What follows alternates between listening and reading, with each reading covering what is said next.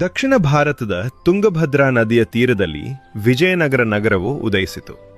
ಇದನ್ನು 1336ರಲ್ಲಿ ಸಹೋದರರಾದ ಹರಿಹರ ಮತ್ತು ಬುಕ್ಕರು ಸ್ಥಾಪಿಸಿದರು. ಹಂಪಿಯ ರಾಜಧಾನಿಯಿಂದ ಈ ಸಾಮ್ರಾಜ್ಯವು ಏಷ್ಯಾದ ಅತ್ಯಂತ ಶ್ರೀಮಂತ ಮತ್ತು ಶಕ್ತಿಶಾಲಿ ರಾಜ್ಯಗಳಲ್ಲಿ ಒಂದಾಗಿ ಬೆಳೆಯಿತು. ವಿಶಾಲ ಮಾರುಕಟ್ಟೆಗಳು, ಭವ್ಯ ದೇವಾಲಯಗಳು ಮತ್ತು ಉನ್ನತ ನೀರಾವರಿ ವ್ಯವಸ್ಥೆಗಳಿಗೆ ಇದು ಪ್ರಸಿದ್ಧವಾಗಿತ್ತು. ಪರ್ಷಿಯಾ ಮತ್ತು ಯುರೋಪಿನಿಂದ ಬಂದ ವ್ಯಾಪಾರಿಗಳು ರತ್ನಗಳು, ಮಸಾಲೆಗಳು ಮತ್ತು ಉತ್ತಮ ವಸ್ತ್ರಗಳಿಂದ ತುಂಬಿದ್ದ ಬೀದಿಗಳನ್ನು ವರ್ಣಿಸಿದರು.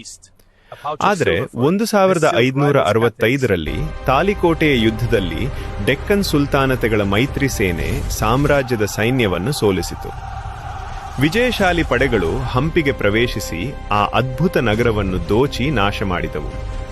ಇಂದು ಅದರ ಕಲ್ಲಿನ ಅವಶೇಷಗಳು ಇನ್ನೂ ಭೂದೃಶ್ಯದಲ್ಲಿ ನಿಂತಿದ್ದು ಒಂದು ಪ್ರಭಾವಶಾಲಿ ಸಾಮ್ರಾಜ್ಯದ ಮಹಿಮೆ ಮತ್ತು ಅದರ ಅಚಾನಕ್ ಪತನದ ಮೌನ ಸ್ಮರಣೆಯಾಗಿ ಉಳಿದಿವೆ.